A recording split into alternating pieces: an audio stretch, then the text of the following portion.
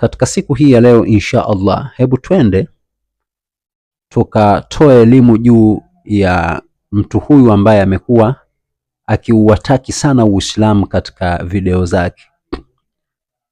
Sisi binafsi ni watu ambao tunaweza tukasema, hususan mimi binafsi najiona kama Allah amenileta kwa ajili ya kuutetea Uislamu, kuwatetea mashekhe na vile vile kutetea kila hali ya kidini ya Kiislamu. Kwa sikubali na wala sipendezwi na kuona mtu anawatukana mashekhe, mtu anautukana Uislamu au mtu anaiataki dini ya Kiislamu. Hicho kitu huwa sipendezwi nacho. Sasa basi, leo tuna kijana wetu mmoja anaitwa Abel Shiliwa au Shiriwa. Huyu kijana amekuwa katika mfumo wa kutengeneza hoja dhidi ya Uislamu mara kwa mara.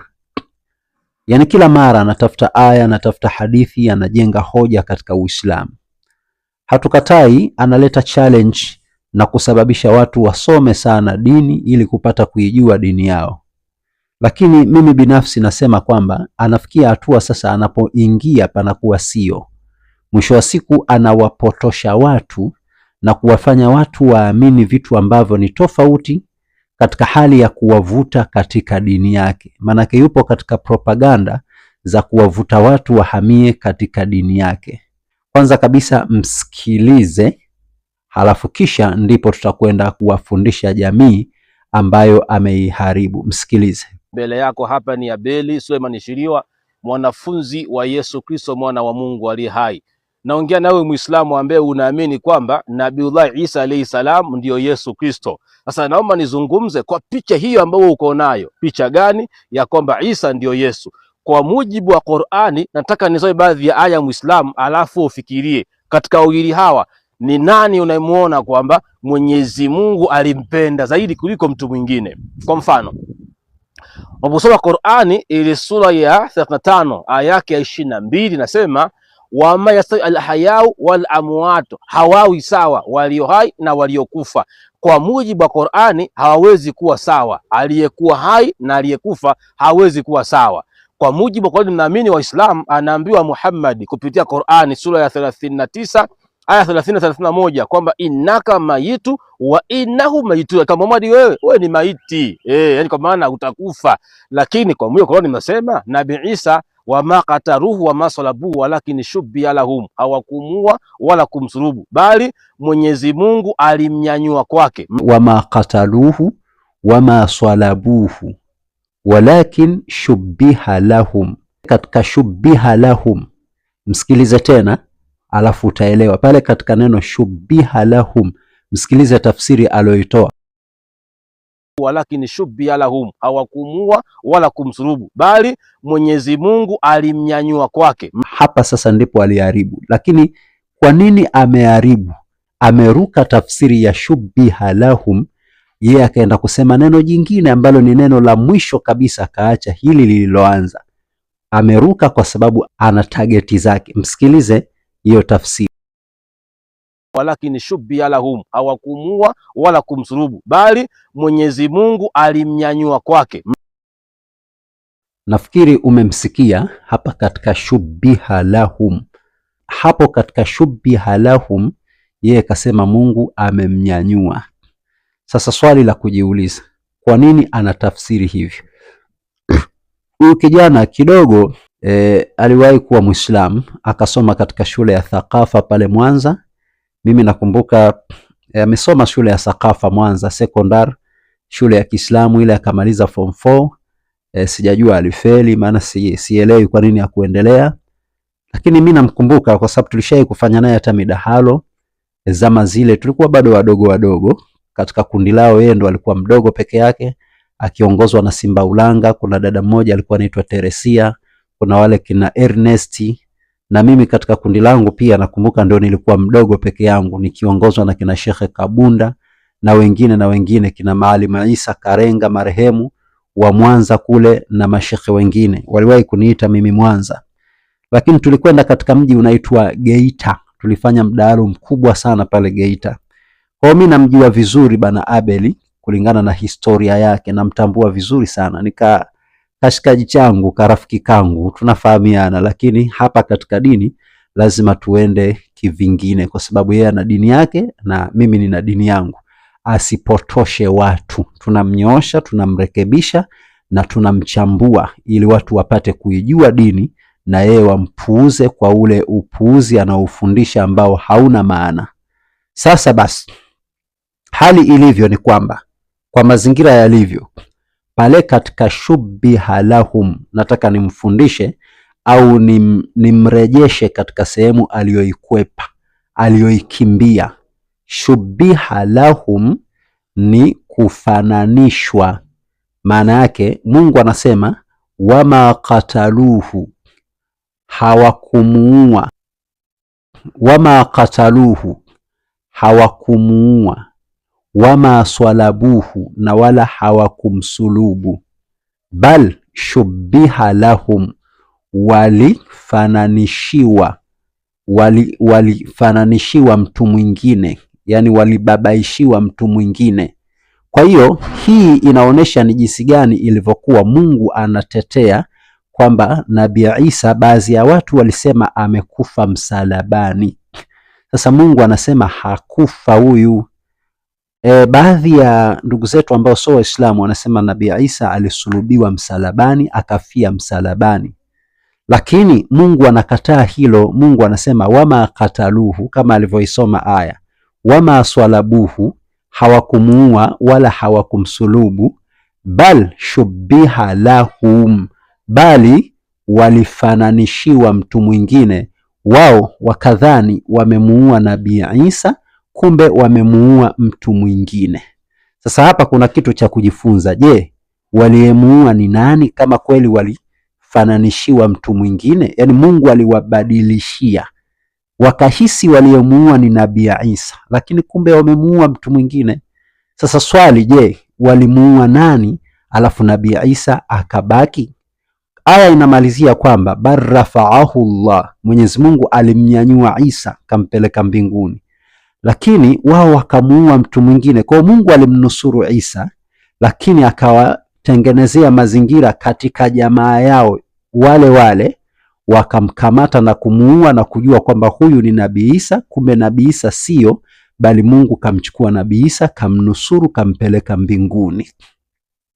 Sasa tunakuja na walimuua nani, waliyemuua. Sasa hapa wa innal ladhina ikhtalafu fihi lafi shakkin minhu, na wale ambao wamekhtalafiana katika hili wanashaka, yani maana yake hawaamini, hivi ni kweli tumemuua huyu Isa au tumemuua mtu mwingine? Paka leo bado hawaamini.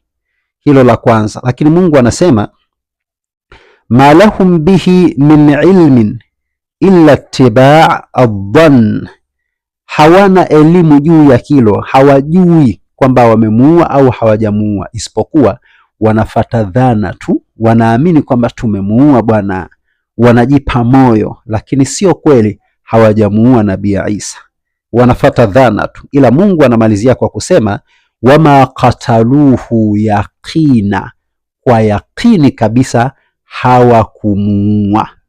Hilo ndo jambo la msingi. Sasa twende tukatazame waliyemuua ni nani. Tunataka leo tumsachi tuone aliyeuliwa ni nani badala ya Isa. Kitu kimoja ambacho nataka nikufundishe kwanza ni mshukuru. Huwa wanasema Isa siyo Yesu, Yesu na Isa ni wawili tofauti, wanakataa wao, lakini leo bwana kakubali. Hilo jambo la kwanza. Jambo la pili ni mshukuru kwa kuikubali Qur'ani, kwa sababu Qur'ani imesema Isa kanyanyuliwa juu, akiwa na maana kwamba Yesu kanyanyuliwa juu mbinguni. Kwa hili ameliunga mkono na amelisapoti. Maana yake inaonesha ni kwa jinsi gani anavyoweza kuanza kuingia taratibu katika kuikubali Qur'ani. Zile aya zote innaka mayitu wa innahum mayitun, anaziunga mkono na kuzisapoti kwamba amezikubali ni za kweli. Kwa hiyo kashaanza kuikubali Qur'ani. Na hapa Nabii Isa ama Yesu kupaishwa juu mbinguni, yeye kakubali, maana yake ameanza kuikubali Qur'ani. Tumemshukuru sana kwa kuikubali Qur'ani na kuisapoti na kuiamini Qur'ani kwamba haya yote yaliyosemwa ameyakubali. Sasa mashaka yake yapo huko kwingine tu, huko ndiko kwenye mashaka yake. Sasa basi tunataka tuingie katika kumfundisha nani alisulubiwa. Manake Yesu hakusulubiwa au Isa hakusulubiwa. Aliyesulubiwa alikuwa ni nani? Nataka tuende tukamfundishe huyu bwana ili apate kupata ilmu ya hali ya juu sana. Nani aliyesulubiwa? Sikiliza aya hii katika Biblia. Aya inasema hivi katika Biblia, aya ya 27 Mathayo 27 kuanzia aya ya 27. Inasema hivi, sikiliza kwa umakini. Inasema hivi, ndipo askari waliwali wakamchukua Yesu ndani ya praitorio. Hapo sasa Yesu wakati anakwenda kusulubiwa, askari waliwali wamemchukua Yesu ndani ya praitorio. Sikiliza kwa umakini. Wakamvua nguo, wakamvika vazi jekundu, wakasokota taji ya miiba, wakaliweka juu ya kichwa chake, na mwanzi katika mkono wake wa kuume. Wakapiga magoti mbele yake, wakamdhihaki wakisema, salamu, mfalme wa Wayahudi.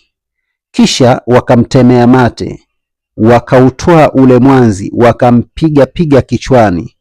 Walipokwisha kumdhihaki, wakalivua lile vazi, wakamvika mavazi yake, wakamchukua kwenda kumsulubisha.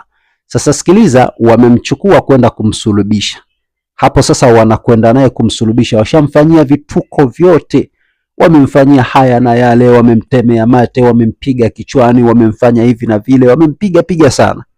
Kisha wakamchukua sasa kwenda kumsulubisha. Sikiliza kimbembe hapa. Hata walipokuwa wakitoka ndo wanakwenda kumsulubisha, wamemkamata, wamembebesha ule msalaba, twende tukakusulubisha na mzigo wako. Basi wakamuona mtu Mkirene jina lake Simioni. Huyu wakamshurutisha auchukue msalaba wake. Unaona maneno? Wanatoka wakamuona mtu mmoja anaitwa Simioni Mkirene, wakamlazimisha Simioni Mkirene aubebe msalaba wa Yesu. Kwa hiyo kwa kuwa Yesu alikuwa kachoka, washampiga sana na hawezi kuubeba ule msalaba kuufikisha sehemu yake kwenda kusulubiwa, wakaona tumpe ile jemedari libebe msalaba wa Yesu. Kwa hiyo wakampa Simioni Mkirene akabeba ule msalaba. Baada ya kubeba ule msalaba, Simioni Mkirene inasema hivi,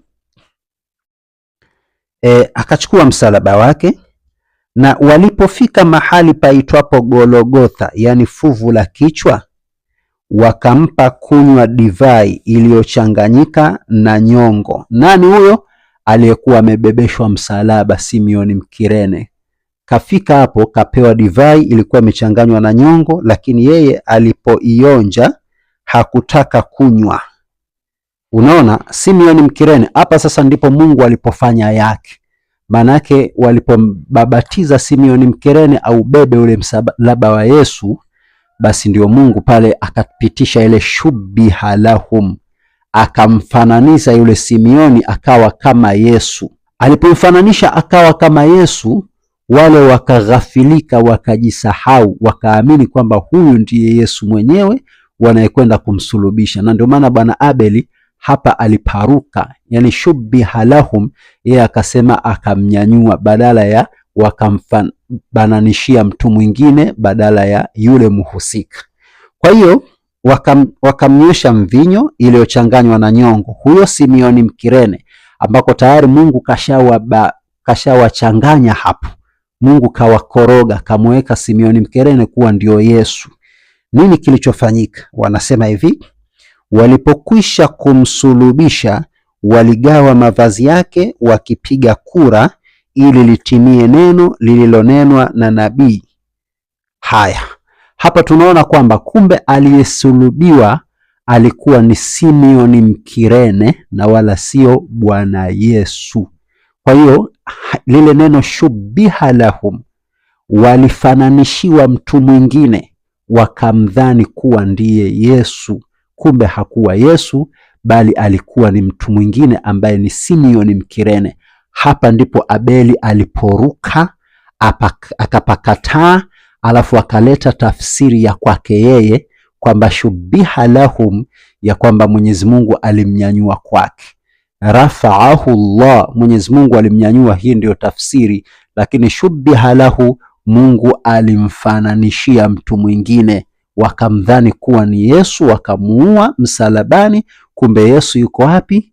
Yuko mbinguni, Mungu kamnyanyua. Lakini pia tunampongeza bwana Abel katika hilo, amekubali kwamba kweli Yesu alikuwa mbinguni na Mungu alimchukua akampeleka mbinguni. Hii inaonyesha ni jinsi gani anakubaliana na kwamba Mungu alimuokoa Yesu akampeleka mbinguni ili Yesu asisulubiwe msalabani. Kwa hatua kama hii amepiga hatua vizuri kabisa. Sasa moja kwa moja turudi katika hoja yake nyingine sasa, ile ambayo ndo hoja yake, target yake.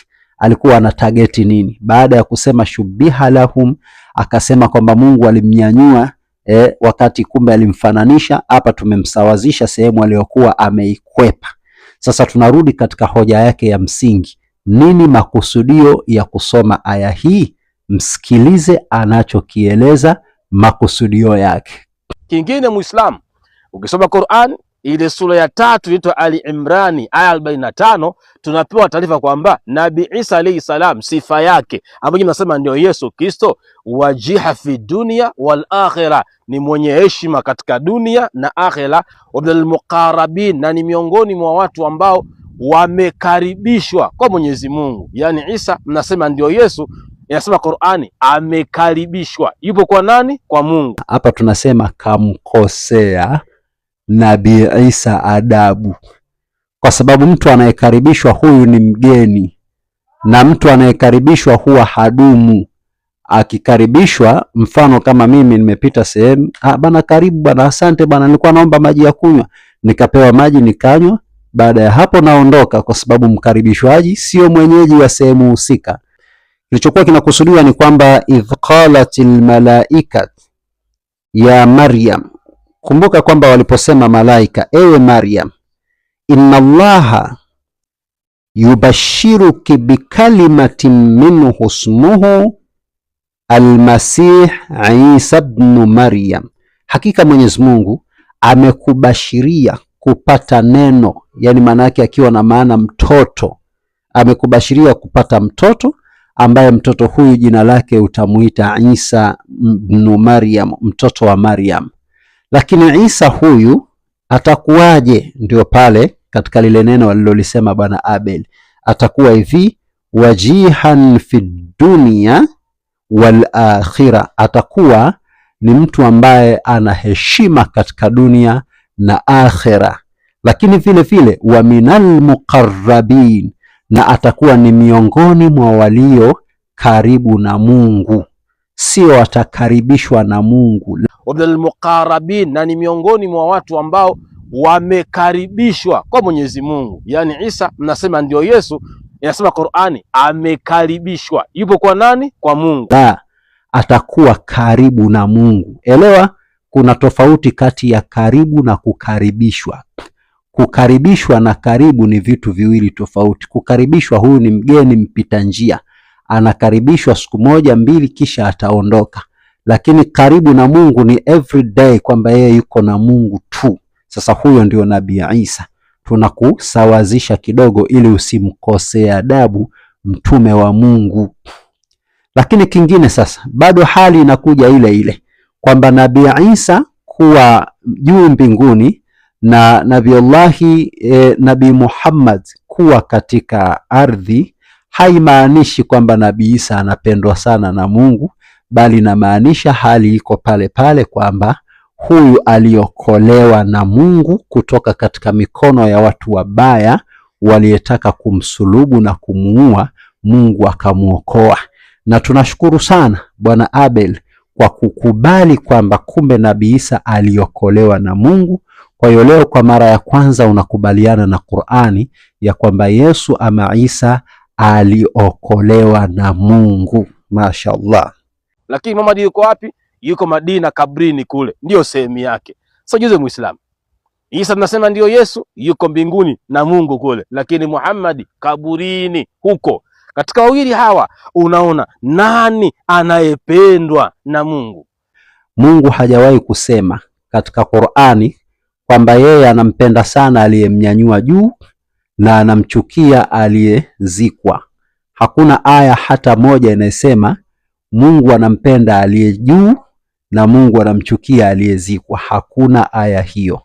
Kwa hiyo unaposema kwamba Mungu anampenda zaidi Yesu kwa sababu yuko mbinguni, Muhammad kwa kuwa kazikwa Mungu ampendi, hayo ni mawazo yako wewe ya kitoto. Hayo ni mawazo yako wewe. Lakini pia tunaweza tukasema kama misemo ya baadhi ya mashekhe kama almarhum Sheikh Muhammad Eid, hayo ni maneno yako. Kama sio yako, tuambie umeyatoa katika kitabu gani, kwamba Mungu anampenda aliye juu na hampendi ambaye kazikwa. Hayo ni maneno yako. Ikiwa hawao sawa waliokufa na walio hai, Nabii Isa yuko hai, manake Muhammad hawezi kuwa sawa na Isa. Amesisitiza kwamba Muhammad amekufa, Yesu yuko hai. Sasa leo tunamfundisha na tunampa maelekezo, Muhammad yuko hai vile vile, yupo hai. Kwa nini? Ukisoma katika Qur'ani katika surati nini ile Al-Maida, kama sikosei, suratul Maida, kama sio Maida ni nini, ni suratu Al-Imran. Suratu Al-Imran inatuambia ya kwamba wala tahsabanna alladhina qutilu fi sabilillahi amwata, na wala msiseme ya kwamba waliokufa katika njia ya Mungu ya kwamba wamekufa. Si sahihi. Msiseme kwamba wamekufa, bal ahayau, Mwenyezi Mungu amewafanya kuwa hai. Waliokufa katika kuipigania njia ya Mungu, hawa hawajafa, wako hai. Tena Mungu anasema inda rabbihim yuzraqun, mbele ya Mola wao wanaendelewa kuruzukiwa kama kawaida.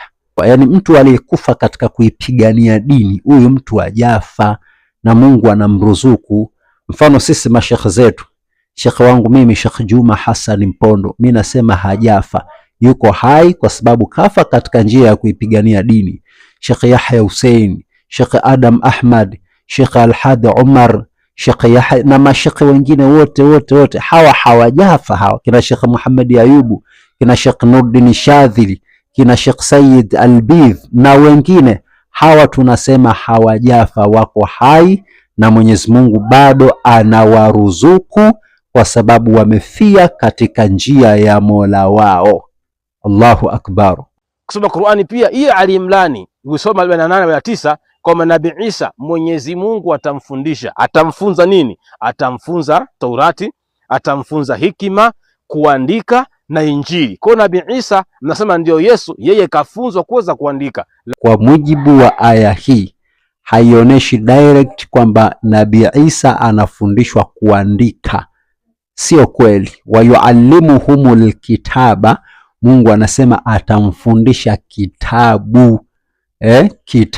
Kitabu gani? Taurati, Zaburi, Injili, kama alivyosema Bwana Abel, atamfundisha kitabu, yani vitabu kama Taurati, Zaburi, Injili. Na sio maneno haya kwamba yalikuwa anakusudia kwamba atamfundisha kuandika. Sio kumfundisha kuandika, bali ni kumfundisha kitabu.